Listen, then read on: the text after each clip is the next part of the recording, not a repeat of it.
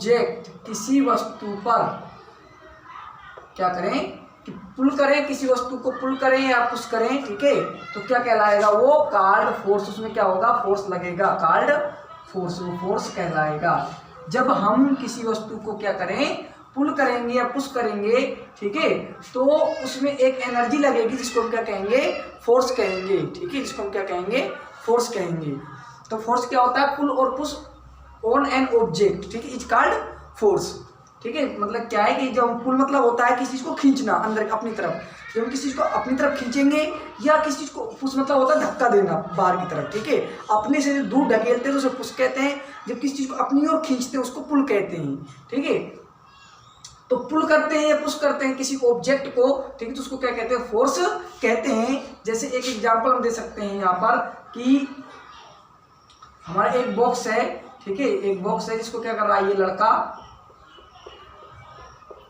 क्या कर रहा है, पुश कर रहा है, ठीक है, पुश कर रहा है या पुल कर रहा है, ठीक है। तो ये पुश और पुल क्या कहलाएगा, हमारा फोर्स कहलाएगा, ठीक है। कि जब हम किसी चीज को, फोर्स की डेफिनेशन क्या है कि जब हम किसी वस्तु को क्या करेंगे, पुल या पुश करेंगे, उसमें फोर्स लगेगा, ठीक है, उसमें क्या लगेगा, फोर्स लगेगा, ठीक है। अब हम ऑब्जर्व कैसे करते हैं कि इसमें फोर्स लग रहा है, ठीक है, तो how can we observe force, ठीक है।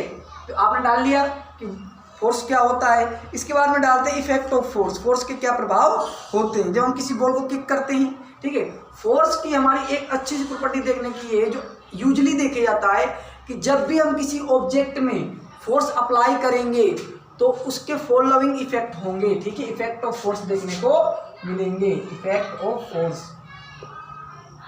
इफेक्ट ऑफ फोर्स, ठीक है, इफेक्ट ऑफ फोर्स देखने को मिलेंगी। जब भी किसी चीज में क्या होता है, फोर्स अप्लाई होता है तो इफेक्ट ऑफ फोर्स देखने को मिलता है। पहला इफेक्ट क्या होता है, चेंज द शेप। जब भी हम किसी चीज में, एक यूजुअली देखते हैं कि जब भी हम किसी चीज में क्या करते हैं, फोर्स अप्लाई करते हैं, या a force can move a stationary body, ठीक है, क्या करता है, a force can move the stationery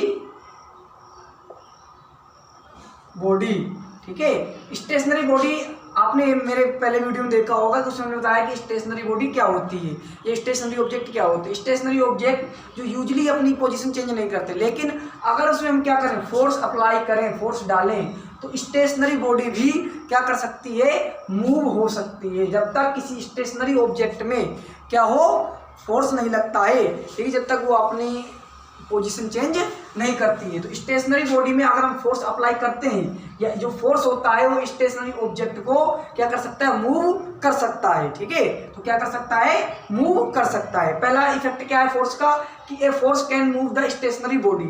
जो एक फोर्स है वो स्टेशनरी बॉडी, स्टेशनरी मतलब होता है जो पोजीशन चेंज ना करता हो, तो जो पोजीशन चेंज ना करता हो, लेकिन अगर जैसे मान लो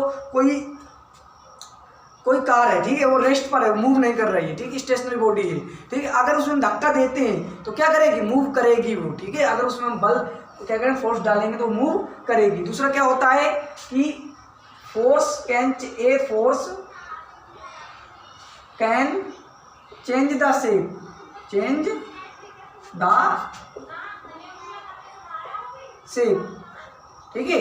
जो एक फोर्स होता है वो क्या करता है, चेंज कर देता है शेप को, ठीक है, शेप एंड साइज दोनों कह सकते हैं, ठीक है, shape and size,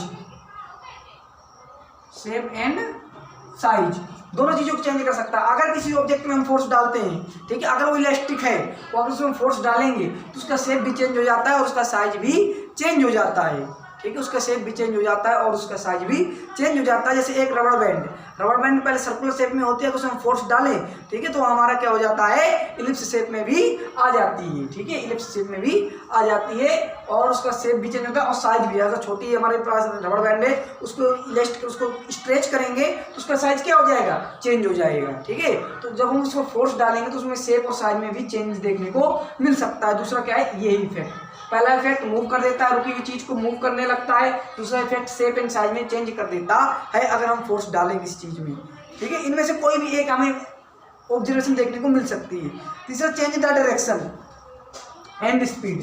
a force जो हो सकता है, a force can change the direction and speed. एक जो फोर्स है हमारा वो क्या कर सकता है, किसी ऑब्जेक्ट ऑफ एन ऑब्जेक्ट, ठीक है, of a moving object, of a moving object, किसी चलती हुई वस्तु को उसकी स्पीड में और उसकी डायरेक्शन में चेंज कर सकते हैं। मान लो इसका एग्जांपल है हमारे पास क्रिकेट बॉल, ठीक है, क्रिकेट बॉल क्या करता है, बॉलर होता है उधर से निकल क्या करता है, थ्रो करता है बॉल को, ठीक है, फेंकता है हमारी तरफ। तो हम क्या करते हैं, बैट से उसके जो डायरेक्शन होती है वो तो स्ट्रेट फेंकता है हमारी तरफ, ठीक है, हम क्या करते हैं उसको बैट से क्या कर देते हैं, उसकी डायरेक्शन को चेंज कर देते हैं। मान लो हम लेग ऑफ में मारना है, ठीक है, या मतलब कि स्ट्रेट में मारना है, ठीक है, उसने कि बैट हमारे तरफ बॉल फेंका, हमने क्या किया, बैट से उसकी डायरेक्शन को चेंज कर दिया।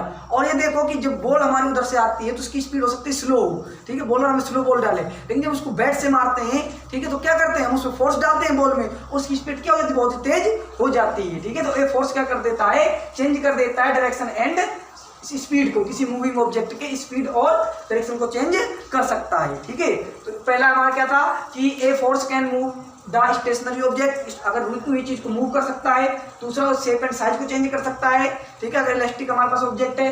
दूसरा क्या है कि मूविंग ऑब्जेक्ट की स्पीड और डायरेक्शन को भी चेंज कर सकता है, ठीक है।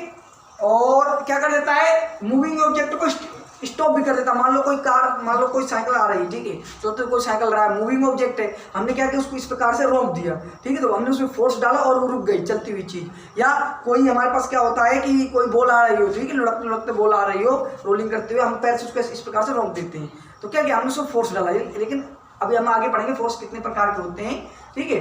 तो क्या करते हैं, हम लोग बॉल को रोक देते हैं, तो क्या कर देता है, फोर्स क्या करता है, चौथी चीज क्या है कि force can stop moving object. A force can stop moving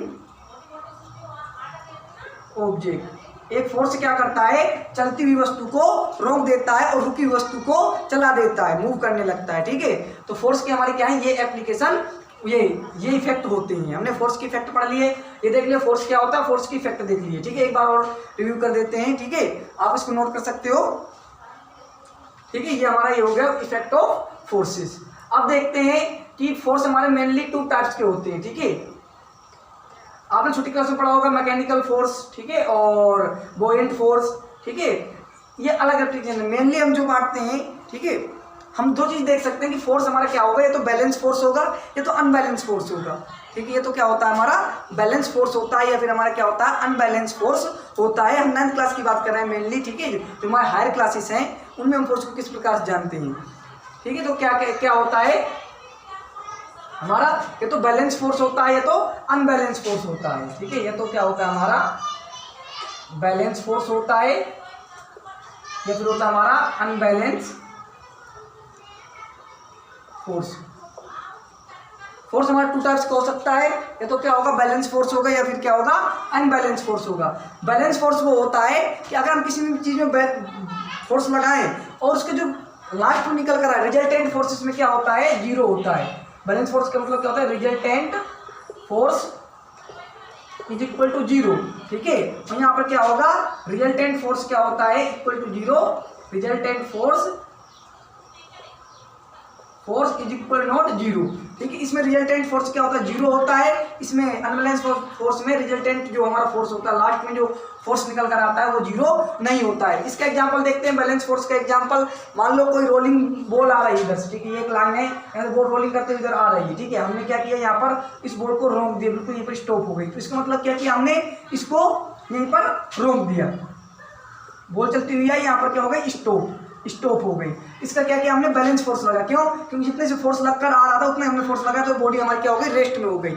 जब चलती हुई चीज को हम रोक देते हैं किसी एक जगह पर, ठीक है, तो मतलब उसमें क्या, कौन सा फोर्स लगता है, बैलेंस फोर्स लगता है। मतलब जितना फोर्स उसमें पहले लगा है उतना ही फोर्स हमने लगाया है, इसलिए उसका रिजल्टेंट फोर्स क्या हो गया, 0 हो गया। और उसमें फोर्स लगा ही नहीं तो वो मूव नहीं करेगी, ठीक है। अनबैलेंस का एक रियल एग्जाम्पल देखते हैं।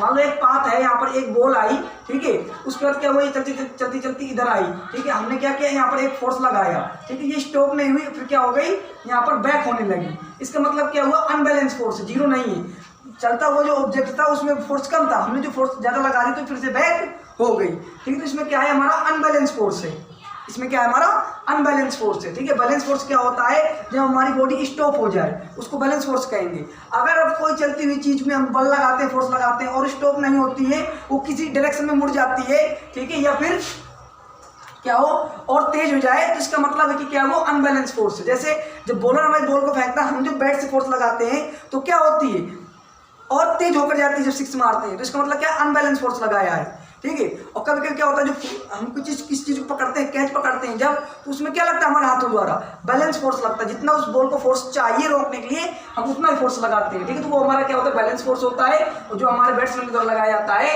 वो हमारा क्या होता है, अनबैलेंस फोर्स होता है। ठीक है, और फोर्स की देखो एप्लीकेशन कहाँ है, जब हम फोर्स को पढ़ते हैं तो ज्यादातर जो हमारी मतलब कि स्पोर्ट लाइन है, खेलने में है, वहाँ पर हम फोर्स को बहुत रियल लाइफ एग्जांपल देखते हैं। जब बॉलर क्या करता है, कैच को लूटता है हमारे इस प्रकार से, तो हमेशा देखना वो क्या करेगा, हाथ को पीछे की तरफ खींचेगा, क्यों, क्योंकि उसको बॉल को रोकना है। ठीक है, तो धीरे धीरे करके क्या करेगा, उसकी फोर्स को कम करता जाएगा। ठीक है, अपने हाथ को इस प्रकार से रोक लेगा।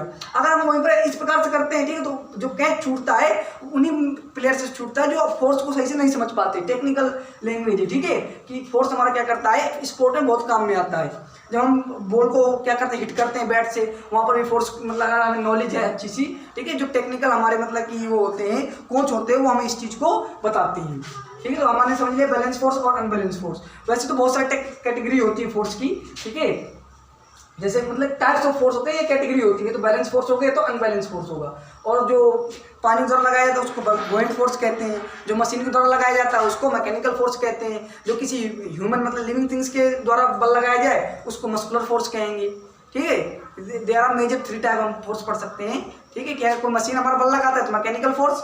ठीक है, अगर कोई हमारी ह्यूमन बॉडी या लिविंग थिंग्स लगाती है तो उसको क्या कहेंगे, मस्कुलर फोर्स। अगर कोई हमारा क्या करता है, कौन लगाता है, अगर पानी हमारा कोई बल लगाता है तो उसको बुओयंट फोर्स, और पृथ्वी बल लगाते हैं उसको ग्रेविटेशनल फोर्स। ठीक है, तो हम ग्रेविटेशनल फोर्स के बारे में एक अपनी से एक अलग से टॉपिक लेके आएंगे। अब इनका पढ़ना है फोर्स के बारे में। तो अब देखते हैं कि बैलेंस फोर्स हो गया, अनबैलेंस फोर्स हो गया हमारा।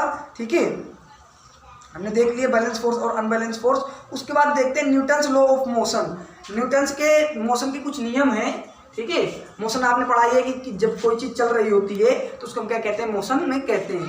तो न्यूटन्स के कुछ लॉ है मोशन की, कुछ नियम दिए उन्होंने मोशन को देखते हुए। ठीक है, मूविंग ऑब्जेक्ट को देखते हुए उन्होंने 3 लॉ दिए हैं। ठीक है, तो पहले जो आता है उसे कहते हैं लॉ ऑफ इनर्शिया या फर्स्ट लॉ ऑफ मोशन। ठीक है, क्या कहते हैं, फर्स्ट लॉ ऑफ मोशन भी कहते हैं, न्यूटन्स लॉ ऑफ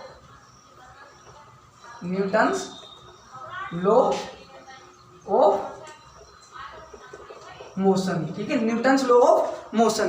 तो न्यूटन्स लॉ ऑफ मोशन के बारे में हम जानेंगे। जो फर्स्ट लॉ है न्यूटन्स का, किस नाम से जानते हैं, न्यूटन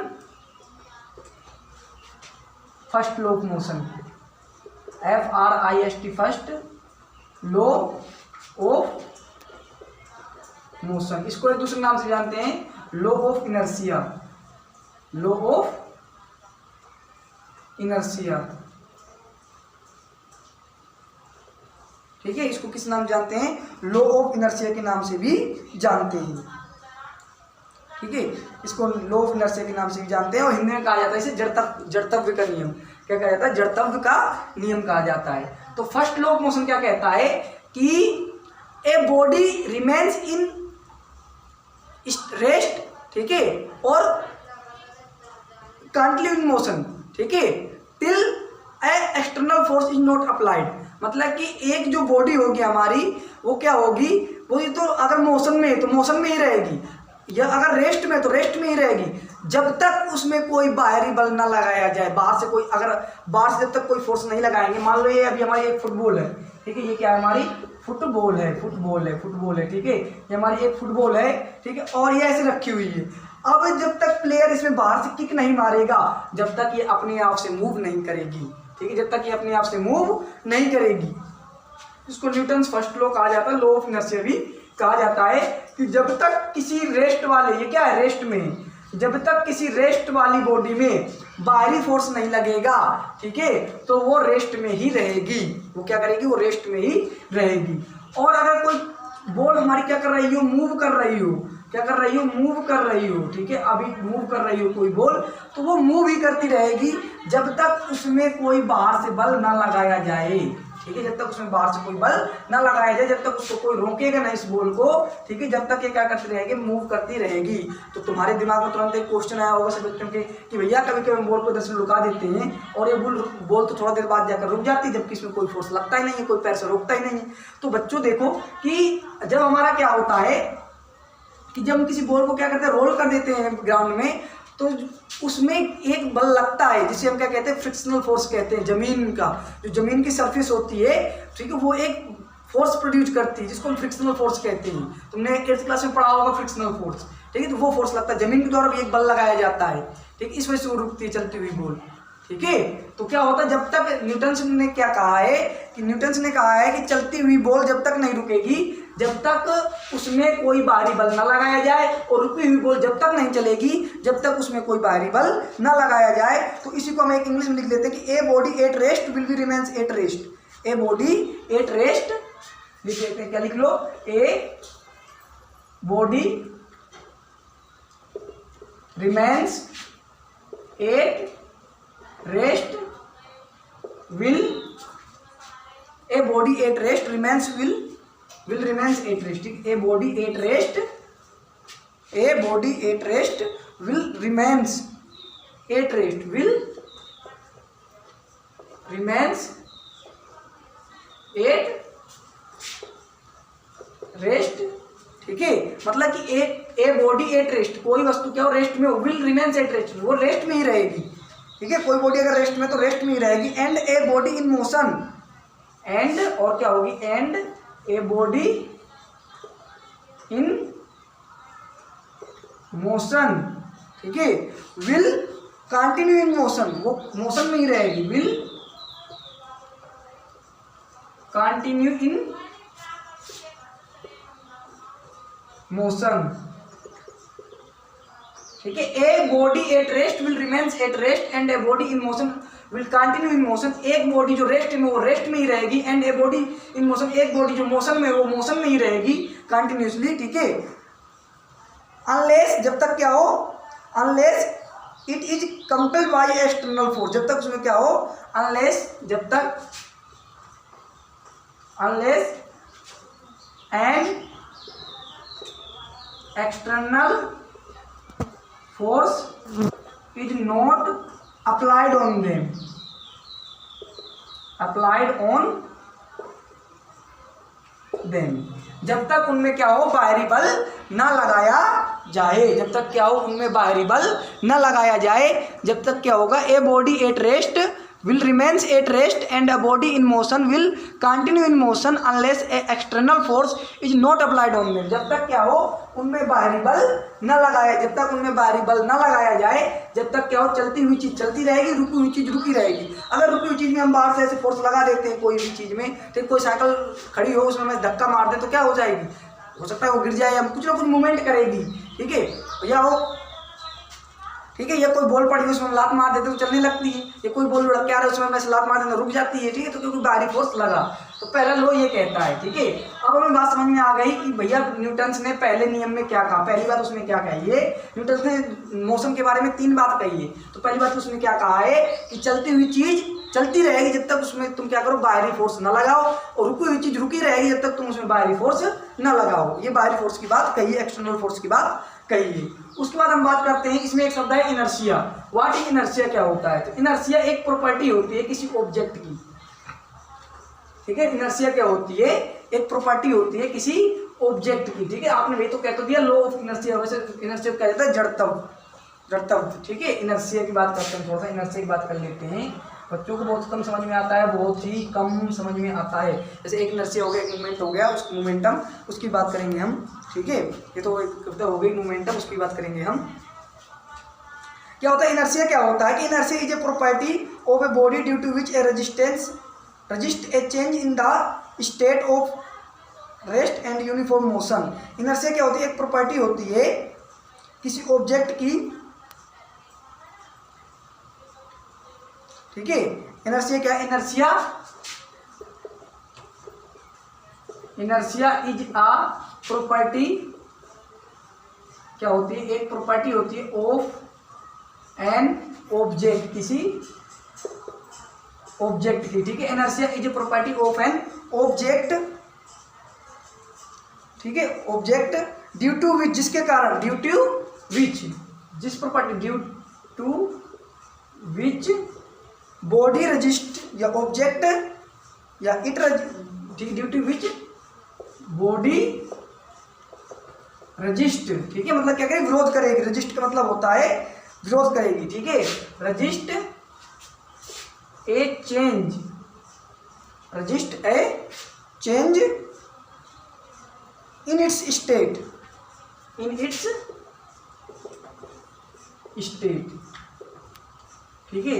इन इट्स स्टेट मतलब कि अपनी अवस्था को बदलने का विरोध करेगी, ठीक है। जिसके पास ज़्यादा इनर्शिया होता है, ठीक है, उसकी अवस्था को चेंज करने में ज़्यादा फोर्स लगाना पड़ता है, ठीक है। जिसके पास ज़्यादा इनर्शिया होगा, जिसके पास ज़्यादा इनर्शिया होगा, इनर्शिया ही रहा, इनर्शिया, जिसके पास ज़्यादा इनर्शिया होगा, ठीक है, ए बॉडी है मोर इनर्शिया, ठीक है, required to more force to change their state, ठीक है। जिसके पास ज़्यादा इनर्शिया होगा, ठीक है, ज़्यादा फोर्स लगेगा, ठीक है। जिसके पास इनर्शिया क्या होगा?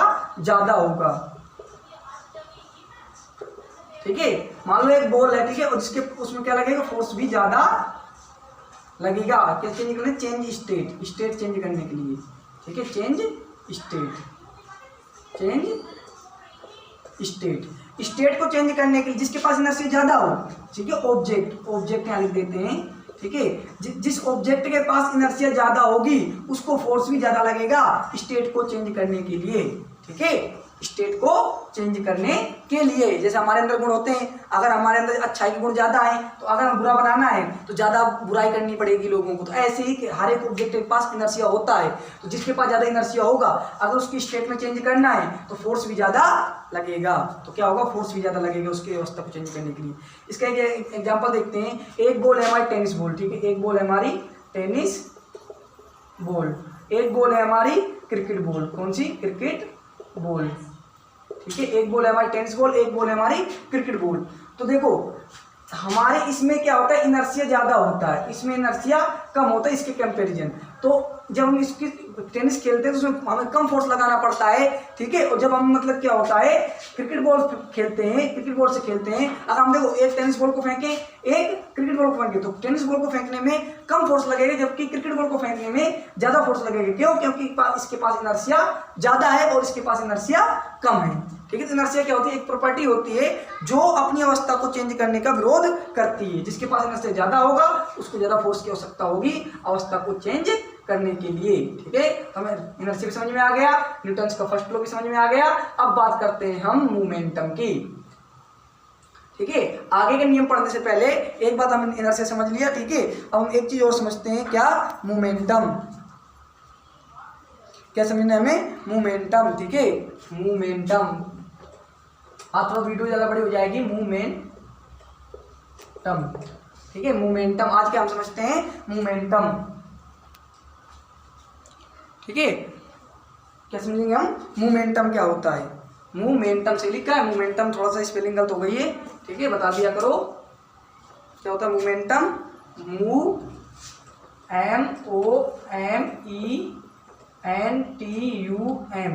मोमेंटम, ठीक है। मोमेंटम क्या होता है? देखो अब इसको एक समझते हैं मोमेंटम को किस प्रकार से, कि हम किसी चीज, कोई चीज मोशन में है, ठीक है, कोई चीज मोशन में है तो मोशन की क्वांटिटी भी तो होती होगी कितनी मोशन में है। अब हमने टेनिस बॉल को लिया था, टेनिस बॉल और क्रिकेट बॉल को, देखो जब टेनिस बॉल को रोकते हैं, ठीक है, तो उसमें कम बल लगता है रोकने के लिए और क्रिकेट बॉल को रोकने में ज़्यादा बल लगता है। इसका मतलब क्या? हमने एक और पढ़ लिया कि इनर्शिया, ठीक है, एक तो चीज़ हो गई इनर्शिया। दूसरा क्या चेंज हो सकता है? क्यों हमें लगता है? क्योंकि मास, मान लो एक बॉल है, दो बॉल है हमारी, ठीक है, दो बॉल हैं, एक टेनिस बॉल है, एक क्रिकेट बॉल है, ठीक है। दोनों बॉल को हम फेंकते हैं, इनका मास अलग अलग है बस, ठीक है, इनका मास अलग अलग है। दोनों को सेम वेलोसिटी से, स्पीड वेलोसिटी से, सेम वेलोसिटी से क्या करते हैं? थ्रो करते हैं, ठीक है। तो इसको रोकने में, इस क्रिकेट बॉल को रोकने में ज़्यादा बल लगेगा जबकि इसको बॉल को रोकने में कम बल लगेगा। क्यों? क्योंकि क्या होता है, मोशन की जो क्वांटिटी है, ठीक है, मोशन जो मोशन प्रोड्यूस होगा, ठीक है, तो इसमें मोशन ज़्यादा प्रोड्यूस होगा जबकि इसमें मोशन कम प्रोड्यूस होगा, ठीक है। तो वेलोसिटी और मास, ठीक है, वेलोसिटी और मास के रिलेशन को हम क्या कहते हैं, मोमेंटम कहते हैं, ठीक है।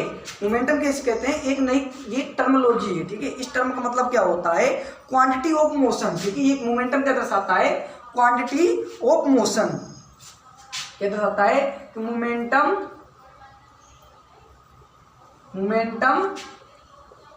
Describe the quantity of motion, quantity of motion, motion तुमने पढ़ा है ना, ठीक है। मोशन हमने क्लास में साथ वीडियो बनाएंगे, ठीक है, अगर नहीं बनाया होगा तो, क्योंकि स्टडी ऑफ पॉइंट यहाँ पर पॉइंट पर पढ़ाई होती है, ठीक है, किसी चैप्टर पर नहीं होती।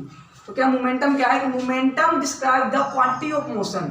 मोशन आपने देखा होगा कि मान लो कोई गाड़ी चल रही है, तो मोशन तो कर रही है, कितना मोशन कर रही है, ठीक है, इसका मोशन है कितना। तो क्वांटिटी ऑफ मोशन को किससे डिस्क्राइब करते हैं, मोमेंटम से डिस्क्राइब करते हैं। किससे डिस्क्राइब करते हैं, मोमेंटम से डिस्क्राइब करते हैं, ठीक है। तो क्वांटिटी ऑफ मोशन भी कहते हैं, और क्वांटिटी ऑफ मोशन को हम किस प्रकार से जानते हैं, मोमेंटम को और जानते हैं कि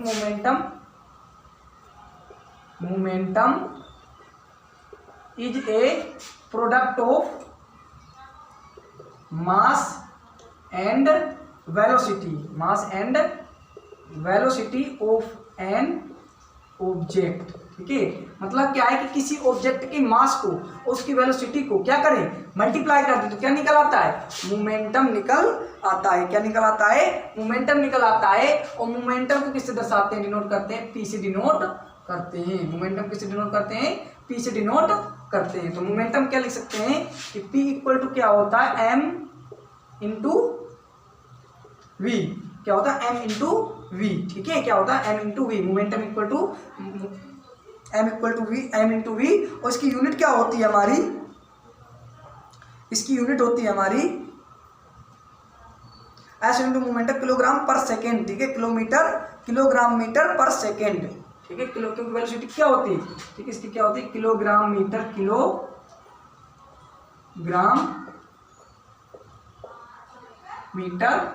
पर second, kilogram metre per second, ठीक है। इसकी यूनिट क्या होती है, किलोग्राम मीटर पर सेकेंड,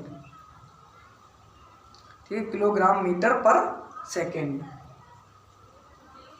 ठीक, किलोग्राम मीटर पर सेकेंड। और इसको किससे जाते हैं, kgm पर एस, ठीक है, kgm पर सेकेंड मतलब kilogram metre per second momentum की वेलोसिटी, मतलब मोमेंटम की यूनिट होती है। क्यों, क्योंकि देखो मास का हमारा किलोग्राम और वेलोसिटी का होता है मीटर पर सेकेंड, ठीक है। तो किलोग्राम मीटर पर सेकेंड, ठीक है। इसका हम एक न्यूमेरिकल भी देख सकते हैं कि मान लो अगर कोई कार है हमारी,